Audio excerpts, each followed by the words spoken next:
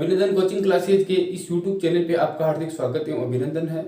दोस्तों, ये जो हमारी भूगोल की श्रृंखला चल रही है, भूगोल की श्रृंखला कौन से चैप्टर की? अक्षांशीय व देशांतरी विस्तार हमने पीछे पढ़ लिया। अक्षांशीय व देशांतरी विस्तार हमने पीछे पढ़ लिया और उसके बाद में हमें पढ़ रहे हैं कि क्या स्थिति अवस्थिति व विस्तार। स्थिति अवस्थिति व विस्तार में देखिएगा दोस्तों, हमने सबसे पहले स्टार्ट किया था क्या? सीमा। ठीक है दोस्तों, सीमा की हमने बात की थी। ठीक है, दो प्रकार की सीमा होती है, एक तो स्थलीय सीमा और एक जलीय सीमा। तो दोस्तों हम पढ़ रहे हैं जलीय सीमा की हम बात कर रहे हैं। तो जलीय सीमा में हमने पढ़ लिया था पिछली क्लास में तटीय सीमा। क्या पढ़ा था? तटीय सीमा। लेकिन तटीय सीमा तो पढ़ लिया था, लेकिन मैंने लास्ट में कहा था कि हमने तटों के बारे में नहीं पढ़ा है। जैसे प्रश्न पूछा जाता है मालाबार तट कहाँ स्थित है, कोरोमंडल तट, कोंकण तट, ठीक है, काकरापार तट। इन तटों से संबंधित आज हम बातचीत करने वाले हैं। तो हमारा ये ज्योग्राफी का सेशन रहेगा। तो देखिएगा दोस्तों, हम बात करने वाले किसकी?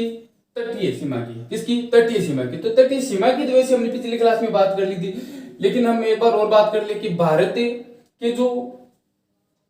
ये जो राज्य हैं, ये कितने तटीय राज्य हैं? तो भारत के 9 तटीय राज्य हैं। एक नंबर पे आता है गुजरात, गुजरात के बाद महाराष्ट्र, फिर आता है गोवा, गोवा के बाद में देखिएगा दोस्तों ये है कर्नाटक, केरल, तमिलनाडु, आंध्र प्रदेश, उड़ीसा और पश्चिम बंगाल। तो भारत के 9 तटीय राज्य हैं। भारत के 9 तटीय राज्य हैं।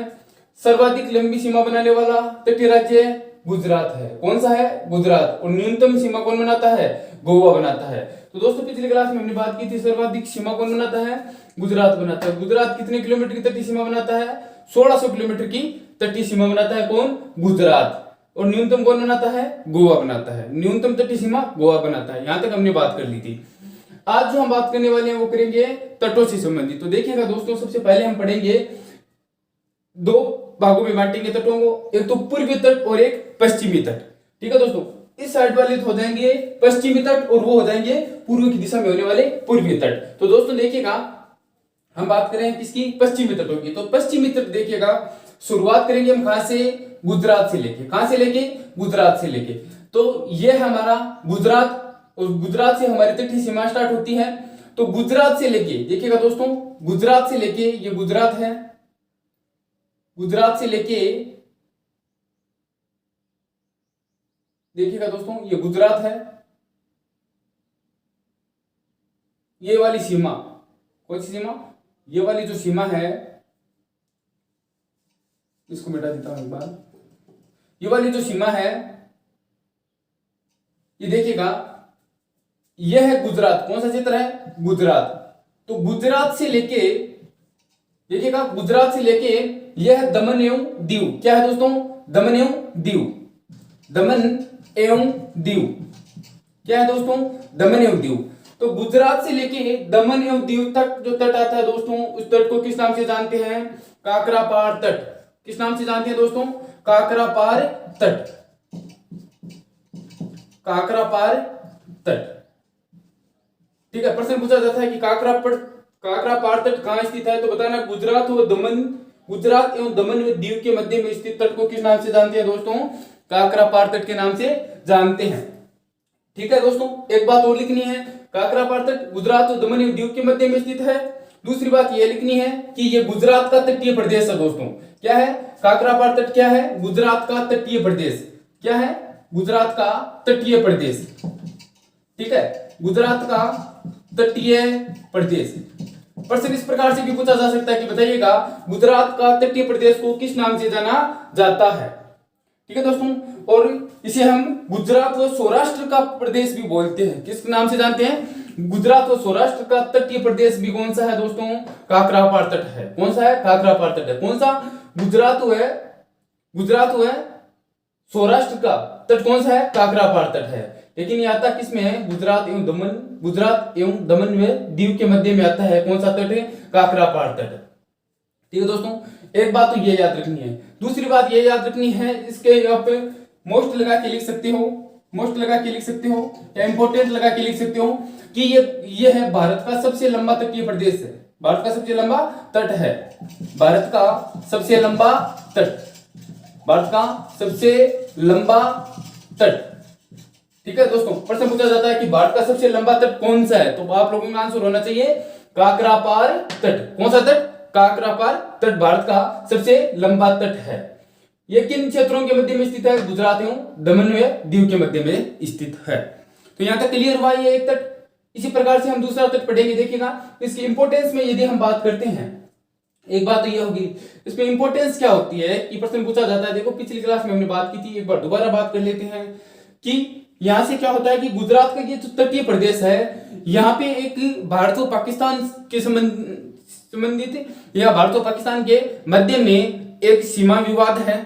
एक सीमा विवाद है। ये प्रश्न काफी बार पूछा गया है।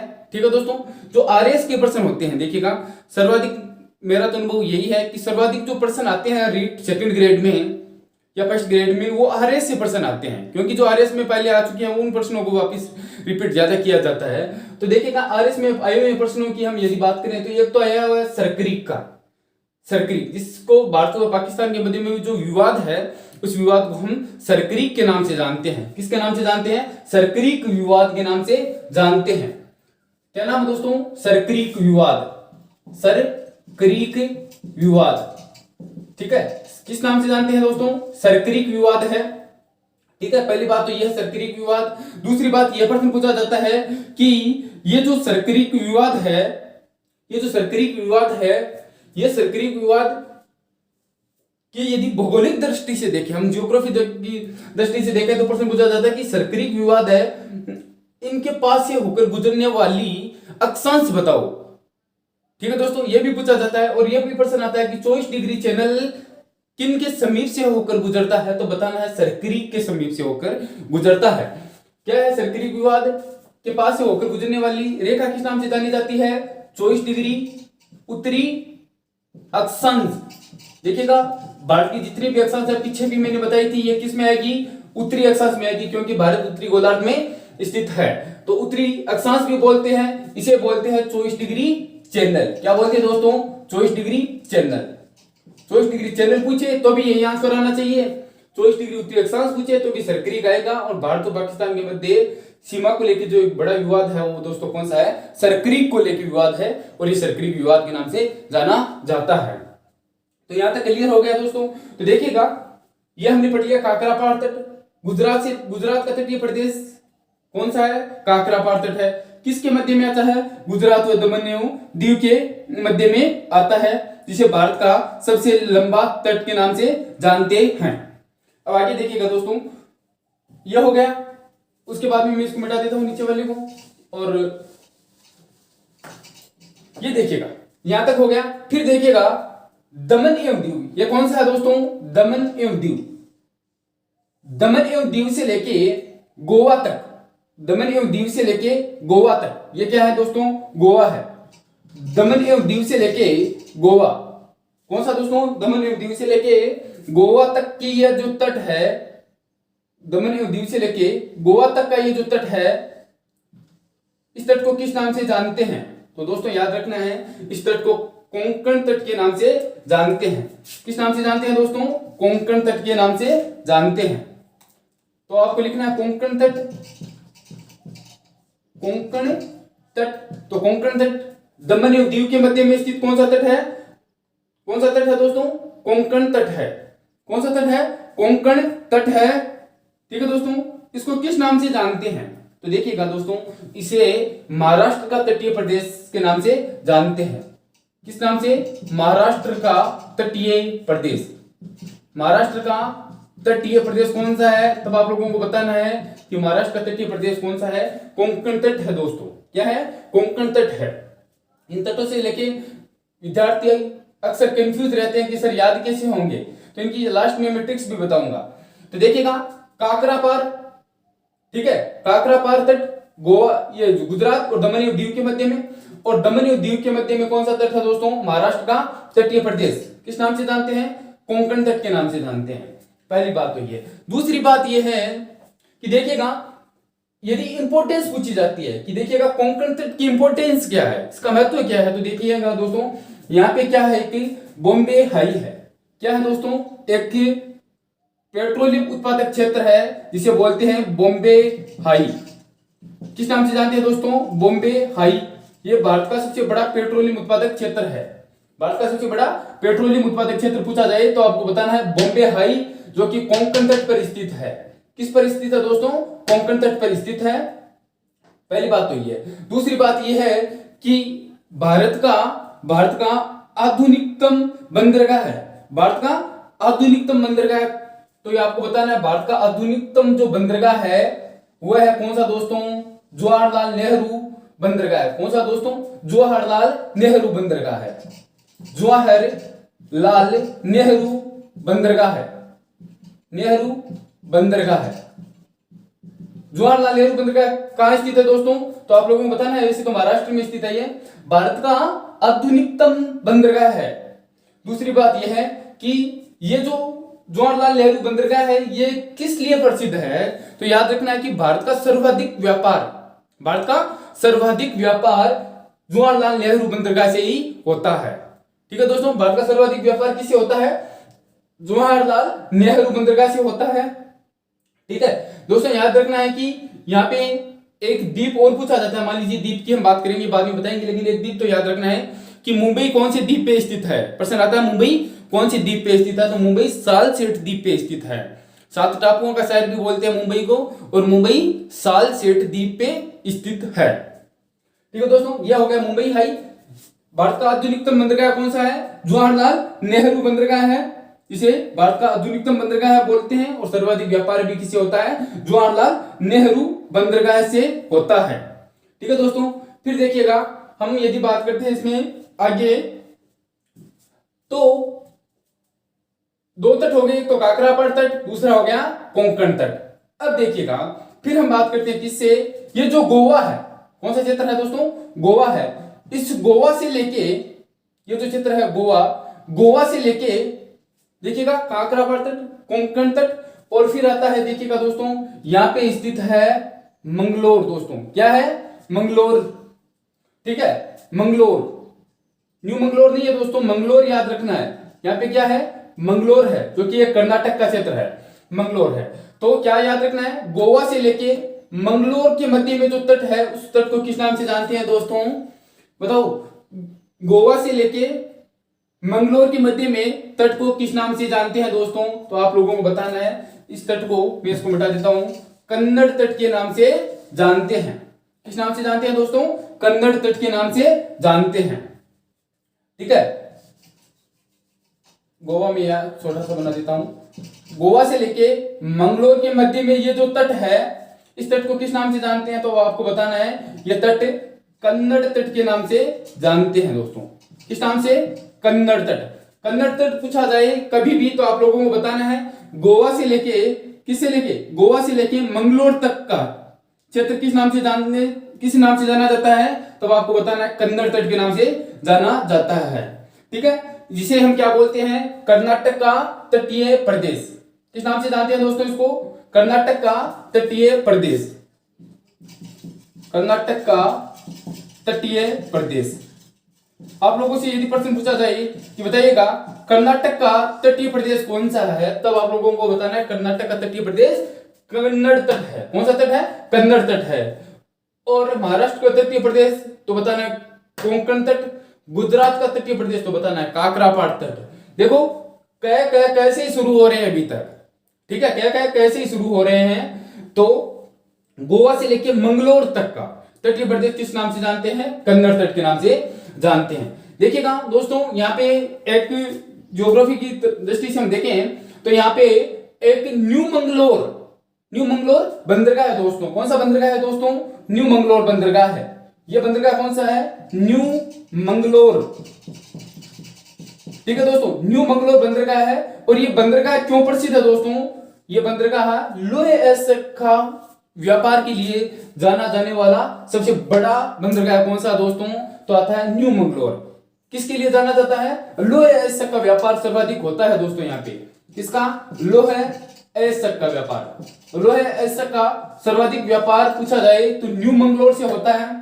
और यदि आप लोगों से पूछे कि भारत में सर्वाधिक व्यापार किससे होता है, तब बताना आप लोगों को जवाहरलाल नेहरू बंदरगाह, जो कि कोंकण तट पर स्थित है। दोनों याद रखने। देखो, भारत में सर्वाधिक व्यापार तो जवाहरलाल नेहरू बंदरगाह, लेकिन लोहे का सर्वाधिक व्यापार तब आप लोगों को बताना है न्यू मंगलोर से। कहां से दोस्तों? न्यू मंगलोर बंदरगाह से भारत में सर्वाधिक व्यापार होता है। ठीक है दोस्तों, क्या होता है? सर्वाधिक व्यापार होता है। और उसके बाद में यदि हम देखते हैं तो मैं एक बार इसको मिटा देता हूं। ठीक है,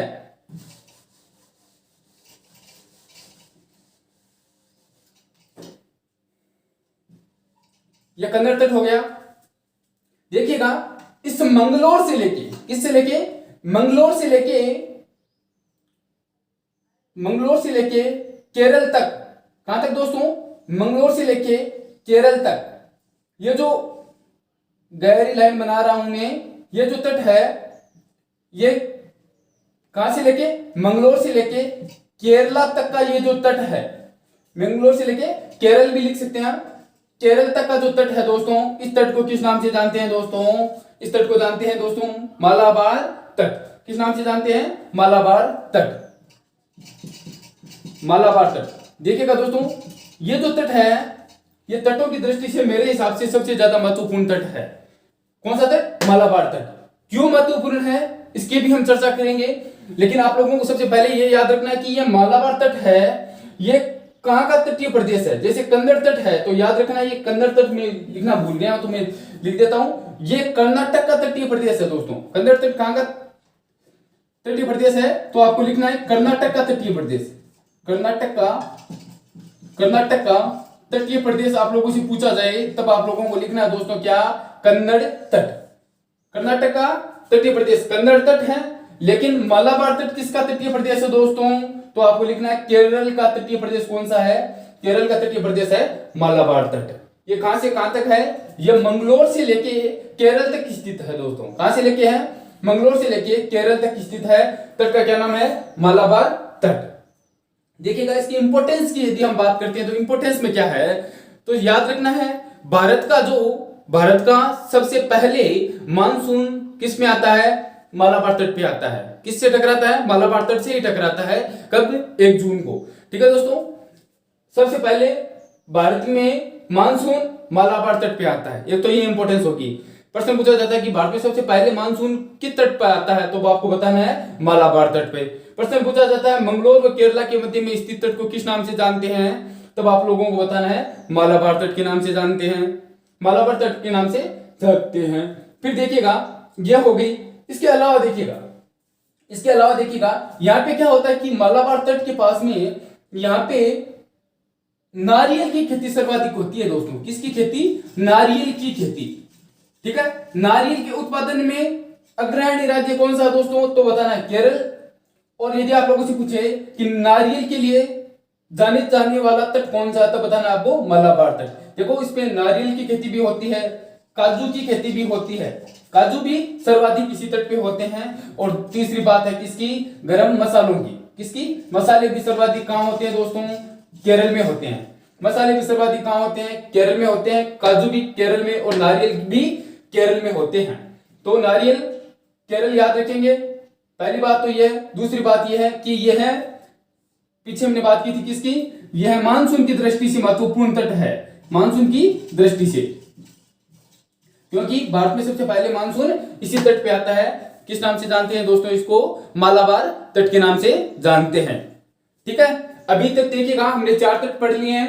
एक काकरापार तट, कोंकण तट, कन्नड़ तट और मालाबार तट। तो आप लोगों को यदि प्रश्न पूछा जाए कि पश्चिमी, देखिएगा पश्चिमी तट भी बोलते हैं हम इसे, पश्चिमी घाट के तट भी बोलते हैं हमें, क्योंकि पश्चिम घाट इस तरफ है। तो पश्चिमी घाट पे स्थित तट कौन कौन से हैं? काकरापार तट, कोंकण तट, कन्नड़ तट और मालाबार तट। ठीक है दोस्तों, ये 4 तट हो गए हैं। ठीक है, सबसे पहले मानसून किस पे आता है, तो बताना आपको मालाबार तट पे। ठीक है दोस्तों, एक यहाँ पे क्या होता है कि ये नारियल या काजू या मसाले की जो खेती होती है, यहाँ ये होने का मुख्य कारण है, यहाँ पे लेटेराइट मृदा पाई जाती है दोस्तों। कौन सी मृदा पाई जाती है? लेटेराइट मृदा किस तट पे पाई जाती है, तब आपको बताना मालाबार तट पे। लेटेराइट मृदा मालाबार तट पे, इसीलिए यहाँ पे नारियल, काजू और मसाले सर्वाधिक होते हैं। ठीक है दोस्तों, इसके अलावा आप लोगों को एक चीज और लिखनी है, सर्वाधिक मालाबार तट की हम बात करते हैं तो देखिएगा मुझे याद आ रहा है, इस हिसाब से बता रहा हूं कि ये जो क्षेत्र है, यहां से प्रश्न पूछा गया था सेकंड ग्रेड में, सर्वाधिक आणविक खनिज किस नाम से जानते हैं दोस्तों? सर्वाधिक आणविक खनिज, सर्वाधिक आणविक खनिज, सर्वाधिक आणविक खनिज, वो भी कौन सा? थोरियम। कौन सा दोस्तों? सर्वाधिक आणविक खनिज थोरियम का उत्पादन भी सबसे अधिक कहां होता है दोस्तों? मालाबार तट पे होता है। कहां पे होता है? मालाबार तट पे होता है। सर्वाधिक आणविक खनिज का उत्पादन भी सर्वाधिक मालाबार तट पे होता है। यह भी बात याद रखनी है आपको, ठीक है। यहाँ पे बात याद कौन कौन सी रखती है? एक तो मानसून की बात याद रखनी है, एक नारियल की खेती के लिए प्रसिद्ध है, एक लेटेराइट मृदा के लिए प्रसिद्ध है। सर्वाधिक आणविक खनिज थोरियम भी यहाँ सर्वाधिक पाया जाता है, सर्वाधिक पाया जाता है। इस बात को भी ध्यान रखना है। देखो देखिएगा दोस्तों, यहाँ पे एक प्रश्न हम और पढ़ लेते हैं। यहाँ पे क्या हुआ था कि ये जो केरला है, यहाँ पे केरला में सेकंड ग्रेड में एक बार प्रश्न पूछा गया था सेकंड ग्रेड में कि मोपला आंदोलन, कौन सा आंदोलन दोस्तों? मोपला आंदोलन। ये याद रखना है। ये रीट के जो एसएस के जो विद्यार्थी हैं उनके लिए भी बहुत मोस्ट है, और जो जीके के हैं उनके भी लिए भी बहुत मोस्ट है। तो मोपला आंदोलन, तो मोपला आंदोलन याद रखना है। ये मोपला आंदोलन किस तट पे हुआ था? तो आपको बताना है मालाबार तट पे, ठीक है दोस्तों। किसको लेके हुआ था? तो लिखना है नील की खेती को लेके हुआ था। किसको लेके हुआ था? नील की खेती। नील की खेती को लेके यहाँ पे एक आंदोलन हुआ था जिसको किस नाम से जानते हैं? मोपला आंदोलन। और मोपला आंदोलन हुआ कहां था? तब आपको बताना है कि यह मालाबार तट पे हुआ था और केरला में हुआ था, ठीक है दोस्तों। नील की खेती यहीं पे होती है सर्वाधिक, तो मालाबार तट पे, यह बात याद रखनी है आप लोगों को। तो अभी तक हमने जो पढ़े हैं, ये पढ़े हैं पश्चिमी तट। पश्चिमी तट कौन कौन से? काकरापार तट, कोंकण तट, कन्नड़ तट और मालाबार तट। तो आई होप कि आप लोगों को ये जो पश्चिम के जितने भी तट है ये अच्छे से समझ में आए होंगे। देखिएगा दोस्तों, आप भी अपने हिसाब से डायग्राम बना के देखिएगा, मैप साथ में लेके बैठे। जब भी ज्योग्राफी पढ़ने की इच्छा हो आप लोगों की तो मैप साथ लेके बैठे, क्योंकि हम जो पढ़ रहे हैं ये भौतिक भूगोल है, ठीक है दोस्तों। एक दो प्रकार की भूगोल होती है, भौतिक भूगोल और मानव भूगोल। तो अभी जो हम पढ़ रहे हैं ये भौतिक भूगोल पढ़ रहे हैं इसमें, ठीक है दोस्तों। इसमें प्रदेशों को लेके जो बात की जाती है, इसमें हमें याद रखना है कि डायग्राम बना के सीखना सबसे ज्यादा। देखो डायग्राम से बहुत आसानी से सीखा जाएगा, और आप लोगों को मैप साथ में लेके ही बैठना है, ठीक है दोस्तों। तो मैप से ये आप लोग पढ़ेंगे तो बहुत आसानी से याद हो जाएंगे। लेकिन देखिएगा दोस्तों, इसको याद कैसे करते हैं? याद करते हैं, देखिएगा सबसे लंबा तट की बात करते हैं। तो सबसे लंबा तट कौन सा है दोस्तों? गुजरात का तट है। 1600 किलोमीटर लंबाई है ना, 1600 किलोमीटर लंबाई है। सबसे लंबा तट कौन सा है दोस्तों? गुजरात का तट है। और तट का क्या नाम है दोस्तों? काकरापार तट। तो याद रखना, सबसे बड़ा नाम भी देखिएगा काकरापार तट नाम है, ये मालाबार से भी बड़ा नाम है, ठीक है। तो सबसे बड़ा की बात करते हैं तो काकरापार तट है, नाम भी बड़ा है और तट भी सबसे बड़ा है। तो सबसे बड़ा तट कौन सा होता है? तो गुजरात का तट है। नाम क्या है? तो सबसे बड़ा नाम होता है, वही नाम होना चाहिए। तो ऑप्शन में हम देखेंगे सबसे बड़ा नाम पूछा है गुजरात के लिए, तो काकरापार तट हम कर देंगे दोस्तों, ठीक है दोस्तों। उसके बाद में देखिएगा ये कोंकण तट है। देखिएगा महाराष्ट्र और गोवा की इस क्षेत्र को यदि आप ज्योग्राफी पढ़े हैं पहले, तो इस क्षेत्र को भी लगभग कोंकण के नाम से जानते हैं। तो कोंकण तट ये होता है। ये जो है कर्नाटक, और कर्नाटक में आप लोगों को पता है कि कन्नड़ भाषी क्षेत्र है ये। तो कन्नड़ भाषी होने के कारण इसे कन्नड़ तट के नाम से जानते हैं, ठीक है। यहाँ पे कन्नड़ लैंग्वेज बोली जाती है। उसके बाद में देखिएगा केरला में कौन सा तट है दोस्तों? मालाबार। बार माला, बरसात की बार माला कहां होती है दोस्तों? केरला में होती है। और केरला का तट कौन सा है दोस्तों? मालाबार तट है। अपने हिसाब से अपनी अपनी ट्रिक्स होती है। मैंने तो इस प्रकार से याद रख रखा है कि मानसून सबसे पहले कहां आता है? मानसून आता है सबसे पहले केरला में, केरला के तट पे। और उस तट को किस नाम से जानते हैं? मालाबार तट के नाम से जानते हैं दोस्तों। याद बस इतना ही रखना है, ठीक है। अब देखिएगा यहां तक कि पश्चिमी तट कंप्लीट हुआ। अब हम पढ़ेंगे कौन सा तट है? पूर्वी तट। पश्चिमी तट में 4 ही तट हैं, काकरापार तट, कोंकण तट, कन्नड़ तट और मालाबार तट। तो दोस्तों मैं इसको मिटा देता हूं साइड के को। दोस्तों ये जो मोपला आंदोलन मैंने बताया है नील की खेती के लिए मालाबार तट पे, ये बहुत जरूरी, बहुत मोस्ट पर्सन है, ये याद रखना बहुत जरूरी है दोस्तों। मैं इसको एक बार श्रीलंका को ही अनड्रॉ कर देता हूं, क्योंकि हमें अपने हिसाब से बाद में पढ़ लेंगे। देखिएगा दोस्तों, फिर हम पढ़ेंगे क्या, अभी जो हम पढ़ेंगे, अभी हमने पढ़ा है पश्चिमी तट, अब हम पढ़ेंगे पूर्वी तट। कौन सा तट पढ़ेंगे दोस्तों, पूर्वी तट पढ़ेंगे। और पूर्वी तट में देखिएगा सबसे पहले जो तट स्टार्ट होता है दोस्तों वो होता है कौन सा, यहां से लेके ये जो क्षेत्र है इसको बोलते हैं कन्याकुमारी। क्या बोलते हैं दोस्तों, कन्याकुमारी। क्या बोलते हैं, कन्याकुमारी। कन्याकुमारी नहीं है दोस्तों, कन्याकुमारी है, कन्याकुमारी। तो याद रखिए ये कन्याकुमारी, आप लोगों को पता है भारत का दक्षिणतम राज्य कौन सा है, तमिलनाडु है। तमिलनाडु में सबसे दक्षिण में क्षेत्र कौन सा आता है दोस्तों, कन्याकुमारी आता है। तो कन्याकुमारी से लेके कहां तक का दोस्तों, विशाखापट्टनम तक का। कन्याकुमारी से लेके विशाखापट्टनम, ये है विशाखापट्टनम, विशाखापट्टनम, विशाखापट्टनम। याद रखना है कौन सा क्षेत्र है, कन्याकुमारी। और कन्याकुमारी कहां है दोस्तों, तमिलनाडु में है। कहां है, तमिलनाडु में है। और विशाखापट्टनम दोस्तों कहां है, आंध्र प्रदेश में है। कहां है दोस्तों, आंध्र प्रदेश में। दोनों चीज याद रखनी है। तो देखिएगा ये जो तट है, कौन सा तट दोस्तों, ये वाला जो तट है विशाखापट्टनम से लेके कन्याकुमारी तक के बीच के जिस तट को किस नाम से जानते हैं, तो इसको जानते हैं दोस्तों कोरोमंडल तट। किस नाम से जानते हैं दोस्तों, कोरोमंडल तट के नाम से जानते हैं। कोरोमंडल तट कहां है, विशाखापट्टनम से लेके कन्याकुमारी के मध्य के तट को किस नाम से जानते हैं, कोरोमंडल तट। किस नाम से जानते हैं दोस्तों, कोरोमंडल तट के नाम से जानते हैं। देखिएगा इसको हम विशाखापट्टनम और कन्याकुमारी के मध्य के तट को कोरोमंडल तट के नाम से जानते हैं। और यहाँ की यदि इंपोर्टेंस देखी जाए दोस्तों, इंपोर्टेंस देखी जाए तो यहाँ पे सबसे जो मोस्ट बात है, इसको दो तरीके से हम बात को पढ़ेंगे। एक पहली बात तो यह है कि ये जो कोरोमंडल तट है इसको अन्य किस नाम से जानते हैं, तो इसको जानते हैं तमिलनाडु का तट के नाम से, तमिलनाडु का तट के नाम से। जिस प्रकार से हमें गुजरात का तटीय प्रदेश पढ़ा था, यह तमिलनाडु का तटीय प्रदेश है दोस्तों। किसका है, तमिलनाडु का तटीय प्रदेश, तमिलनाडु का तटीय प्रदेश। तमिलनाडु का तटीय प्रदेश कौन सा है, तब आप लोगों को बताना है कोरोमंडल तट है, वो तमिलनाडु का तटीय प्रदेश है दोस्तों। याद यहां देखो कंफ्यूज होने की बात आ गई, ये भी देखिएगा। विद्यार्थी अक्सर कंफ्यूज कहां होते हैं, तो इस कोरोमंडल तट और काकरापार तट को लेके होते हैं।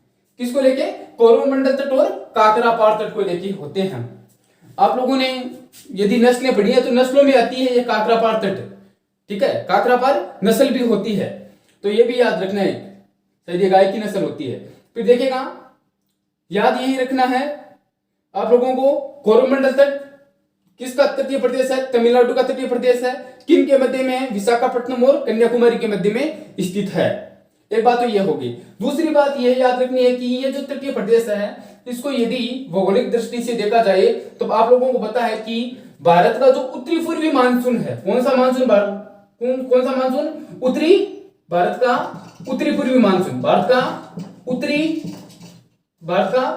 पूर्वी मानसून, उत्तरी पूर्वी मानसून, भारत का उत्तरी पूर्वी मानसून से एकमात्र राज्य जहां बरसात होती है वो है दोस्तों कौन सा, तमिलनाडु। ठीक है दोस्तों, याद क्या रखना है, भारत का एकमात्र राज्य है जहां पे उत्तरी पूर्वी मानसून से बरसात होती है दोस्तों, तो वह है तमिलनाडु राज्य। और यदि तट का पूछा जाए तो कोरोमंडल तट। यह प्रश्न बन सकता है, बहुत शानदार प्रश्न है कि भारत का उत्तरी पूर्वी मानसून से वर्षा करने वाला तट कौन सा है, तब आप लोगों को बताना दोस्तों कौन सा तट होता है, कोरोमंडल तट होता है, कोरोमंडल तट होता है। यहां से रीट में आया हुआ प्रश्न है ये, ठीक है। भारत का उत्तरी पूर्वी मानसून, कोरोमंडल तट, एकमात्र राज्य पूछा जाए तो तमिलनाडु राज्य।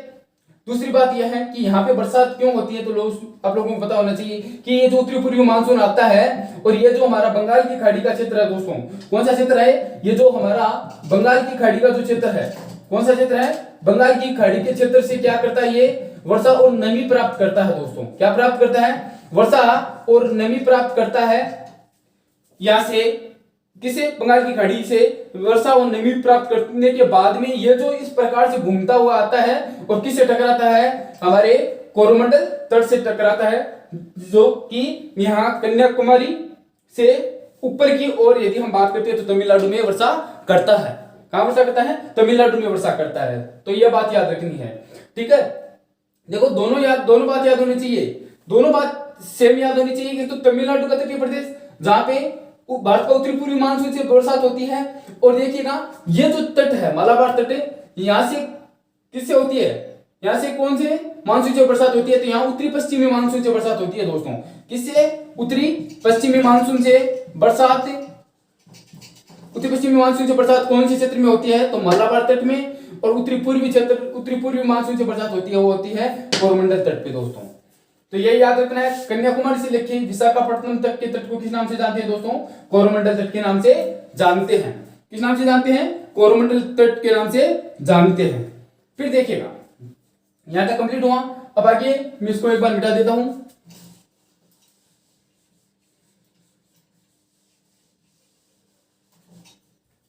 देखिएगा ये विशाखापट्टनम से लेके यहां पे है महानदी। विशाखापट्टनम से लेके महानदी तक ये क्या है दोस्तों? महानदी। महानदी कहां है दोस्तों? उड़ीसा में। विशाखापट्टनम से लेके उड़ीसा भी लिखा जा सकता है, और विशाखापट्टनम से लेके महानदी तक का क्षेत्र किस नाम से जानते हैं दोस्तों? यह होता है उत्तरी सरकार तट। कौन सा तट होता है दोस्तों? उत्तरी सरकार तट। किस नाम से जानते हैं दोस्तों? उत्तरी सरकार तट के नाम से जानते हैं। किसको जानते हैं दोस्तों? विशाखापट्टनम और महानदी के मध्य के तट को उत्तरी सरकार तट के नाम से जानते हैं। याद रखना है कहां से लेके है ये? विशाखापट्टनम से लेके महानदी, जो कि उड़ीसा में बहती है। उड़ीसा में बहने के कारण यहाँ इस क्षेत्र को किस नाम से जानते हैं दोस्तों? उत्तरी सरकार तट के नाम से जानते हैं। ठीक है दोस्तों। फिर आगे हम यदि इसकी बात करते हैं तो यदि पूर्वी तट की बात करते हैं तो पूर्वी तट में दो ही तट ऐसे हैं, जो कि एक तो कोरोमंडल तट हो गया और दूसरा हो गया उत्तरी सरकार तट। ठीक है दोस्तों, उत्तरी सरकार तट। पूर्वी तट में दो तट कौन से हैं? एक तो उत्तरी सरकार तट हो गया और एक कोरोमंडल तट हो गए। पश्चिमी में काकरापार हो गया, कोंकण हो गया, कन्नड़ हो गया और मालाबार तट हो गया। ठीक है दोस्तों, यहां तक हमने पढ़ लिए हैं भारत के तटीय प्रदेश। क्या पढ़ लिए दोस्तों? भारत के तटीय प्रदेश। अब देखो दोस्तों हम आगे पढ़ेंगे। देखो इसमें एक तो प्रश्न आता है संधि से लेके, ठीक है, जैसे पाक जल संधि है, 10 डिग्री चैनल है, चैनल से संबंधित 8 डिग्री चैनल है। तो इस चैनल से संबंधित प्रश्न पढ़ेंगे। आप इसका स्क्रीनशॉट ले सकते हो और आपको मैं स्क्रीनशॉट लेने के लिए 10 सेकंड का टाइम देता हूं। तो दोस्तों देखिएगा अब जो हम बात करेंगे वो बात करेंगे चैनल्स को लेके। किसको लेके? चैनल्स को लेके बात करेंगे। प्रश्न पूछा जाता है 10 डिग्री चैनल किन दो देशों के मध्य में स्थित है? ठीक है, ठीक है, ये भी प्रश्न बन सकता है कि कोको स्टेट किन दो देशों के मध्य में स्थित है? सुमात्रा द्वीप और भारत को अलग करने वाला चैनल किस नाम से जाना जाता है? ग्रैंड चैनल कौन सा है? ग्रेट चैनल कौन सा है? 8 डिग्री चैनल कौन सा है? 9 डिग्री चैनल कौन से? इस प्रकार के चैनल है, उनकी हम बात करते हैं। तो देखिएगा दोस्तों सबसे पहले हम बात करेंगे किसकी? 10 डिग्री चैनल्स की। किसकी बात करेंगे दोस्तों? 10 डिग्री चैनल की बात करेंगे। तो आप लोगों को हमेशा याद रखना है कि ये जो द्वीप है इसको अंडमान निकोबार द्वीप समूह बोलते हैं। इन द्वीपों को किस नाम से जानते हैं? अंडमान निकोबार द्वीप समूह। और ये जो द्वीप है इनको हम लक्षद्वीप के नाम से जानते हैं। तो याद रखना है सबसे पहले प्रश्न पूछा जाता है कि बताइएगा, प्रश्न क्या पूछा जाता है कि बताइएगा 10 डिग्री चैनल किन दो द्वीपों को अलग करता है? तो दोस्तों यह है 10 डिग्री चैनल। 10 डिग्री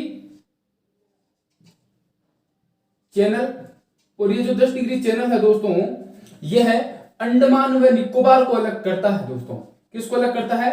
अंडमान, ये अंडमान है और ये जो नीचे का क्षेत्र है इसको निकोबार बोलते हैं। दोस्तों किस नाम से जानते हैं? निकोबार के नाम से जानते हैं। प्रश्न पूछा जाता है 10 डिग्री चैनल, इसे हम 10 डिग्री चैनल कह सकते हैं। दोस्तों चैनल क्या है कि ये चैनल ये जो ऊपर की ओर जाते हैं, भारत 8 डिग्री 4 मिनट उत्तरी अक्षांश से लेकर 37 डिग्री 6 मिनट उत्तरी अक्षांशों के मध्य में स्थित है। तो ये जो अक्षांश होती है इन्हीं को चैनल के नाम से जानते हैं। तो 10 डिग्री चैनल है तो ये इसे हम 10 डिग्री उत्तरी अक्षांश भी बोल सकते हैं। तो 10 डिग्री चैनल है, ये अंडमान व निकोबार को अलग करता है। दोस्तों किसको अलग करता है? अंडमान व निकोबार को अलग करता है। कौन करता है दोस्तों? 10 डिग्री चैनल। तो ये 10 डिग्री चैनल है, ये अंडमान व निकोबार को अलग करता है। ठीक है दोस्तों। फिर प्रश्न पूछा जाता है 10 डिग्री चैनल हो गया, फिर प्रश्न आता है ग्रेट चैनल। देखिएगा, एक तो होता है ग्रेट चैनल और एक होता है ग्रैंड चैनल। दोनों चैनलों की हम बात करेंगे। पहले आप लोग 10 डिग्री चैनल को अच्छे से समझ चुके हैं क्या? 10 डिग्री चैनल को समझ चुके हैं। तो अब देखिएगा, हम बात करेंगे किसकी? ग्रैंड चैनल की। किसकी बात करेंगे दोस्तों? ग्रैंड चैनल की। तो ये तो हो गया 10 डिग्री चैनल। ये जो चैनल है दोस्तों, जो लाल पेन से मैंने बनाया है, ये देखिएगा दोस्तों, ये किसको अलग करता है? तो याद रखना है, ये जो चैनल है, ये जो क्षेत्र है, इसको सुमात्रा द्वीप के नाम से जानते हैं दोस्तों। किस नाम से? सुमात्रा द्वीप। और सुमात्रा द्वीप कहां है दोस्तों? इंडोनेशिया में। कहां है? इंडोनेशिया में। इंडोनेशिया में कौन सा द्वीप है? सुमात्रा द्वीप है। और सुमात्रा द्वीप को अलग कौन करता है दोस्तों? तो ये ग्रैंड चैनल है दोस्तों। कौन सा चैनल है? Grand channel. देखिएगा, ग्रेट चैनल और ग्रैंड चैनल में फर्क है दोस्तों। ग्रैंड चैनल किन दो देशों के मध्य में स्थित है? तब तो आपको बताना, भारत है इंडोनेशिया। यदि देश पूछे तो भारत है इंडोनेशिया, और यदि द्वीप पूछे तो किसको बताना है? निकोबार व सुमात्रा द्वीप को अलग करता है। कौन सा चैनल है? Grand channel. कौन सा चैनल दोस्तों? Grand channel. क्योंकि यहां से ये द्वीप स्टार्ट हो जाते हैं। ठीक है, देखिएगा, यदि प्रश्न पूछा जाए कि भारत का दूसरा सबसे नजदीक जलीय सीमा वाला देश कौन सा है, तब आपको इंडोनेशिया बताना है दोस्तों। ठीक है, पहला है श्रीलंका और दूसरा आता है इंडोनेशिया। सबसे निकट का समुद्री सीमा का जो देश है, जिसे हम जलीय सीमा बोलते हैं, वह इंडोनेशिया। तो सुमात्रा द्वीप और निकोबार को अलग कौन करता है? Grand channel. भारत और इंडोनेशिया को अलग कौन करता है? तो ग्रैंड चैनल। 10 डिग्री चैनल किन दो द्वीपों के मध्य में है? तो अंडमान व निकोबार के मध्य में स्थित है। यह हो गई। तीसरी बात देखिएगा, प्रश्न पूछा जाता है कि ग्रेट चैनल कहां स्थित है दोस्तों। तो याद रखना, ग्रेट चैनल जब भी पूछा जाए तो ये जो मैंने बनाया है, ये इसका क्या नाम है? अंडमान। देखिएगा, अंडमान, और ये जो इसको भी अंडमान बोलते हैं। देखो, ये भी अंडमान है और ये भी अंडमान है। ये तो है उत्तरी अंडमान। कौन सा अंडमान है दोस्तों? उत्तरी अंडमान। और यह है दक्षिणी अंडमान दोस्तों। कौन सा अंडमान हो गया? दक्षिणी अंडमान। यदि ग्रेट चैनल की बात करेंगे हम, तो एक तो हो गया उत्तरी अंडमान और दूसरा हो गया दोस्तों दक्षिणी अंडमान, या इसे हम लघु अंडमान भी बोलते हैं। किस नाम से जानते हैं दोस्तों? अलग इसका दूसरा नाम भी है लघु अंडमान। लघु अंडमान और दक्षिणी अंडमान के मध्य में चैनल है, उसको ग्रेट चैनल बोलते हैं दोस्तों। किस नाम से जानते हैं? Great channel. तो ग्रेट चैनल किन के मध्य में स्थित है? तो लघु अंडमान और दक्षिणी अंडमान के मध्य में चैनल है, उसको हम ग्रेट चैनल के नाम से जानते हैं। किस नाम से जानते हैं दोस्तों? ग्रेट चैनल के नाम से जानते हैं। तो यहां तक क्लियर हो गए। देखो, 3 चैनल हमने पढ़ लिए हैं। एक तो ग्रैंड चैनल, एक 10 डिग्री चैनल और एक ग्रेट चैनल। ठीक है, ग्रेट चैनल। तो फिर हम इसमें यदि हम बात करते हैं साइड में, तो एक पर्सन और आता है, उसे हम बोलते हैं कोको स्टेट के नाम से। यदि हम सेकंड ग्रेड और रीट की दृष्टि से देखते हैं, तो ये जो द्वीप है, ये मोस्ट द्वीप भी माना जाता है, क्योंकि ये जो म्यांमार और रोहिंग्या का जो लफड़ा चल रहा था कई दिनों से हमारे और म्यांमार के मध्य में, तो क्या होता है, एक बार साफ साफ लिखता हूं। तो देखिएगा, यह है भारत का एक पड़ोसी देश म्यांमार। क्या नाम है पड़ोसी देश का? म्यांमार। म्यांमार में एक द्वीप है दोस्तों, ये वाला जो द्वीप है म्यांमार में, इस द्वीप को किस नाम से जानते हैं? तो इस द्वीप को जानते हैं कोको द्वीप। किस नाम से जानते हैं दोस्तों? कोको द्वीप। म्यांमार के द्वीप को किस नाम से जानते हैं? कोको द्वीप के नाम से जानते हैं। कोको द्वीप, ठीक है दोस्तों, कोको द्वीप। और ये जो हमारा अंडमान का क्षेत्र है दोस्तों, कौन सा क्षेत्र है? कोको द्वीप। और ये हमारा अंडमान का क्षेत्र है, जिसे इसे लैंडफॉल द्वीप के नाम से भी जानते हैं। कोको द्वीप हो गया, और ये जो द्वीप है इसको हम लैंडफॉल द्वीप के नाम से भी जानते हैं। लैंडफॉल द्वीप। तो कोको द्वीप और लैंडफॉल द्वीप को अलग जो करता है दोस्तों, इस क्षेत्र को बोलते हैं कोको स्टेट। संधि को किस नाम से जानते हैं दोस्तों? Coco Strait. देखिएगा, यहां 2 प्रश्न बनते हैं। 2 प्रश्न कौन कौन से बनते हैं? एक तो प्रश्न बनता है कि कोको द्वीप और लैंडफॉल द्वीप को अलग कौन करता है? तो कोको स्टेट। कौन सा द्वीप? कोको द्वीप और लैंडफॉल द्वीप को अलग कौन करता है? Coco Strait. प्रश्न आता है कि कोको स्टेट किन दो देशों के मध्य में स्थित है? तो दोस्तों देश कौन कौन से हो गए? एक तो म्यांमार हो गया, और ये जो लैंडफॉल द्वीप है ये अंडमान निकोबार द्वीप समूह का भाग है, और अंडमान निकोबार द्वीप समूह भारत का भाग है। तो भारत के मध्य में हो गया कौन सा क्षेत्र दोस्तों? लैंडफॉल द्वीप वाला, ये तो भारत का हो गया, और ये कोको द्वीप है ये म्यांमार का है। तो म्यांमार और भारत के मध्य में स्थित है कोको स्टेट। और दूसरी बात यह याद रखनी है कि इंडोनेशिया व भारत के मध्य में स्थित है ग्रैंड चैनल। क्या है दोस्तों? Grand channel. तो यह बात याद रखनी है। यहां तक होगी कोको स्टेट की बात। फिर दोस्तों देखिएगा 10 डिग्री चैनल। प्रश्न आता है 8 डिग्री चैनल का। किसका दोस्तों? 8 डिग्री चैनल का। तो देखिएगा यहां से जो गुजरता है भारत का 8 डिग्री 4 मिनट उत्तरी अक्षांश से भारत की स्थिति स्टार्ट होती है। तो हम बात करते हैं, देखिएगा दोस्तों किसकी? इसकी। यह है 8 डिग्री चैनल। कौन सा चैनल दोस्तों? 8 डिग्री चैनल। यह 8 डिग्री चैनल किन दो द्वीपों के मध्य में भी हो सकता है, किन दो देशों के मध्य में भी होता है।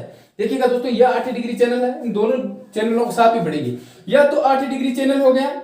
एक हम बात करते हैं किसकी? 9 डिग्री चैनल की। तो यह है 9 डिग्री चैनल दोस्तों। 8 डिग्री चैनल के ऊपर कौन सा चैनल आता है दोस्तों? 9 डिग्री चैनल। तो दोनों चैनल याद रखने हैं, दोनों चैनल याद रखने हैं। याद कैसे करेंगे? ये जो लक्षद्वीप है, ये कौन सा द्वीप है दोस्तों? लक्षद्वीप। ये ऊपर का चित्र कौन सा द्वीप के नाम से जानते हैं हम? लक्षद्वीप। लक्षद्वीप और मिनिकोय। किस द्वीप को? लक्षद्वीप और मिनिकोय द्वीप को अलग कौन करता है दोस्तों? तब हम बताएंगे 9 डिग्री चैनल। क्या बताएंगे दोस्तों? 9 डिग्री चैनल किसको अलग करता है? लक्षद्वीप और मिनिकोय को। तो लक्षद्वीप और इस द्वीप को किस नाम से जानते हैं दोस्तों? इस द्वीप को जानते हैं मिनिकॉय द्वीप। मिनिकॉय द्वीप के नाम से जानते हैं। तो याद रखना है लक्षद्वीप और मिनिकॉय को अलग कौन करता है? 9 डिग्री चैनल। फिर देखिएगा 8 डिग्री चैनल की बात करते हैं। तो मिनिकॉय और ये जो द्वीप है दोस्तों, मिनिकॉय और ये जो द्वीप है, इस द्वीप को किस नाम से जानते हैं दोस्तों? इस द्वीप को मालदीव के नाम से जानते हैं। भारत का पड़ोसी देश है मालदीव। तो ये द्वीप कौन सा है दोस्तों? मालदीव। मालदीव। तो मालदीव और मिनिकॉय के मध्य में कौन सा चैनल स्थित है दोस्तों? तो 8 डिग्री चैनल है। कौन सा चैनल है? 8 डिग्री चैनल। दोबारा देखिएगा, यह है लक्षद्वीप। लक्षद्वीप और मिनिकॉय को अलग करता है कौन सा चित्र दोस्तों? 9 डिग्री चैनल। किसको? लक्षद्वीप और मिनिकॉय को अलग करता है 9 डिग्री चैनल, और मिनिकॉय और मालदीव को अलग करता है दोस्तों 8 डिग्री चैनल। कौन अलग करता है? 8 डिग्री चैनल करता है अलग। किसको? मिनिकॉय और मालदीव को अलग करता है 8 डिग्री चैनल। तो यहां तक ये बात क्लियर हुई। अभी देखिएगा दोस्तों, हमने ये जो मोस्ट जो चैनल है ये तो हमने पढ़ ली है। ऐसे तो चैनल बहुत है, ठीक है दोस्तों, लेकिन मोस्ट चैनल हमने पढ़ लिए हैं। आप लोगों को बस इन चैनलों को ही अच्छे से पढ़ना है। और इसके अलावा देखिएगा हम बात करते हैं थोड़ी एक श्रीलंका से संबंधित थोड़ी हम बात कर लेते हैं। आज लास्ट जो हमारा टॉपिक रहेगा ये श्रीलंका वाला। उसके बाद में अगले टॉपिक में देखिएगा दोस्तों हम भारत की स्थलीय सीमा पढ़ेंगे दोस्तों। क्या पढ़ेंगे? भारत की स्थलीय सीमा। तो आप लोगों को पता है दोस्तों, यह है हमारे, इसको हम किस नाम से जानते हैं? हिंद महासागर का मोती। यह कौन सा देश हो गया दोस्तों? श्रीलंका। और श्रीलंका को किस नाम से जानते हैं दोस्तों? हिंद महासागर का मोती। तो देखिएगा दोस्तों, प्रश्न आता है भारत और श्रीलंका के मध्य स्थित जल संधि को किस नाम से जानते हैं? तो दोस्तों याद रखना है, भारत और श्रीलंका के मध्य में ये जो जल संधि है दोस्तों, इसे पाक जल संधि, देखिएगा पाक जल संधि, या इसे पाक जलडमरू मध्य, पाक जलडमरू मध्य। देखिएगा ये पाक नाम आते हैं, हमें पाकिस्तान याद रखा, और पाकिस्तान से कोई मतलब नहीं है यहाँ का। ये श्रीलंका व भारत के मध्य में स्थित है पाक जल संधि और पाक जलडमरू मध्य में। क्या नाम है दोस्तों? पाक जल संधि और पाक जलडमरू मध्य। किन दो देशों के मध्य स्थित है दोस्तों? श्रीलंका व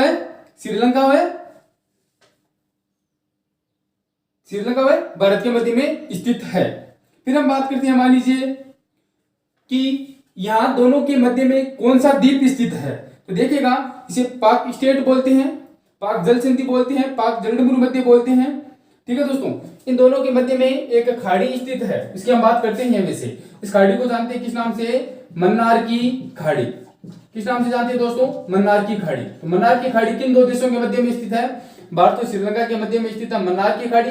भारत और श्रीलंका को अलग कौन करता है? पाक जल संधि, पाक जलडमरू मध्य, या इसे पाक स्टेट के नाम से भी जानते हैं, पाक स्टेट के नाम से भी जानते हैं। ठीक है दोस्तों, देखिएगा भारत व श्रीलंका के मध्य में यहाँ एक सेतु स्थित है, एक द्वीप स्थित है। जिस द्वीप को किस नाम से जानते हैं दोस्तों? पंबन द्वीप। ठीक है दोस्तों, किस नाम से जानते हैं? पंबन द्वीप। पंबन द्वीप कौन सा दोस्तों? भारत और श्रीलंका के मध्य में स्थित है। इसे दूसरा नाम जानते हैं रामेश्वरम सेतु। रामेश्वरम सेतु। तो रामेश्वरम सेतु भी कहाँ है? श्रीलंका व भारत के मध्य में स्थित है। पंबन द्वीप श्रीलंका और भारत के मध्य में स्थित है। मन्नार की खाड़ी भी यहाँ है, पाक जल संधि भी और पाक जलडमरू भी और पाक स्टेट भी यहीं पे स्थित है। ठीक है दोस्तों, इस रामेश्वरम सेतु है, इसको अन्य किस नाम से जानते हैं? यदि आप लोगों ने रामायण देखी है तो इसे अद्दम ब्रिज के नाम से जानते हैं। अद्दम ब्रिज। अद्दम ब्रिज कौन सा दोस्तों? तो रामेश्वरम सेतु को किस नाम से जानते हैं दोस्तों? अद्दम ब्रिज के नाम से जानते हैं। द्वीप कौन सा है? पंबन द्वीप है।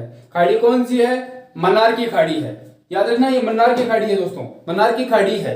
द्वीप कौन सा है? पंबन द्वीप है। ठीक है दोस्तों, लेकिन यहां से एक प्रश्न और आता है, सेकंड ग्रेड में आया हुआ प्रश्न है, जाफना द्वीप कहां स्थित है? या जाफना द्वीप कौन से देश में स्थित है? तो दोस्तों याद रखना, जाफना द्वीप श्रीलंका में स्थित है। कहां है? श्रीलंका में। कौन सा द्वीप दोस्तों? जाफना द्वीप। जाफना द्वीप कहां है दोस्तों?